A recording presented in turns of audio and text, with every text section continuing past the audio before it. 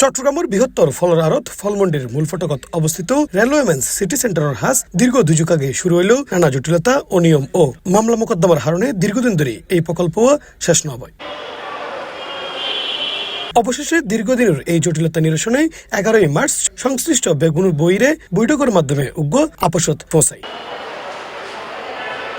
বৈঠকের সিদ্ধান্ত অনুযায়ী মার্কেটের বাকি নির্মাণ হাজ গরিবের দায়িত্ব পাই Shah Amanat construction and builders limited. এই বিষয়ে আয়োজিত সংবাদ সম্মেলনত প্রতিষ্ঠানের চেয়ারম্যান মোহাম্মদ শাহনওয়াজ হয়, এই জায়গাটা প্রথমে ছিল আপনার 26,000 ফুট, তৎপরবর্তীতে পাশে একটা পেট্রোল পাম্প ছিল, এটা যোগ করে আমরা আরেকজন পার্টনারকে নিয়ে কোল্ড ড্রিঙ্কস নিয়ে আমরা যৌথ এটা শুরু করি। 2010-11 সালের বোধ তখন একটু যে কোনো কারণে আমরা স্থবির হয়ে যায়। আমরা পরবর্তীতে 2012 সালে বসুধাকে একটা লাস্ট চুক্তির মাধ্যমে এটা হস্তান্তর করি 6 তলা করার জন্য। মেয়াদ ছিল তার 2014 সাল পর্যন্ত। আমরা তখন এখানে মার্কেটে আসতাম না, তার সাথে আমাদের যে চুক্তি হয়েছে ওই চুক্তির শর্তগুলো ভঙ্গ করার কারণে আমরা এসে দেখলাম যে এখানে শত কোটি টাকা নিয়ে চলে গেছে।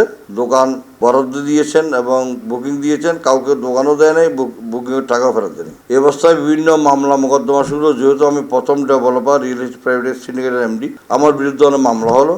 এখানে একটা সমিতি করছিল তখন বসুধার মাধ্যমে রঞ্জিত সরকার গং, ওরা প্রায় 10-12 ছিল ওই সমিতিতে। তারা বসুধার পক্ষে কাজগুলো করতো।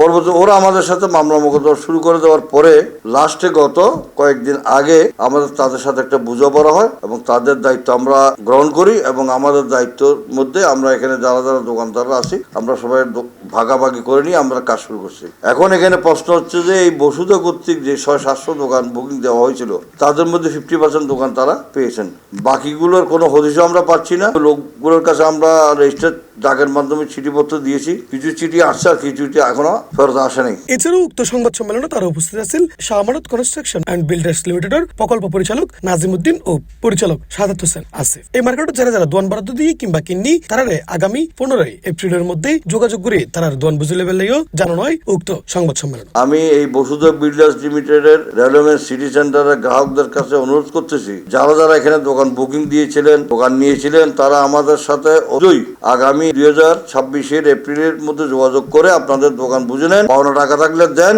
আর যদি পাওনা না থাকে আপনার দোকান বুঝে নেন। আর যে দোকানগুলোর ডকুমেন্ট এখনো রয়ে গেছে আমাদের হাতে আসছে, ওই দোকানগুলোর মালিক যদি আমরা খুঁজে না পাই সেই দোকানগুলো আমরা আরেকজনের কাছে বরাদ্দ দিই, ওই টাকা দিয়ে আমরা এখানে অসমাপ্ত নির্মাণ কাজ সমাপ্ত করবো। C+ চট্টগ্রাম।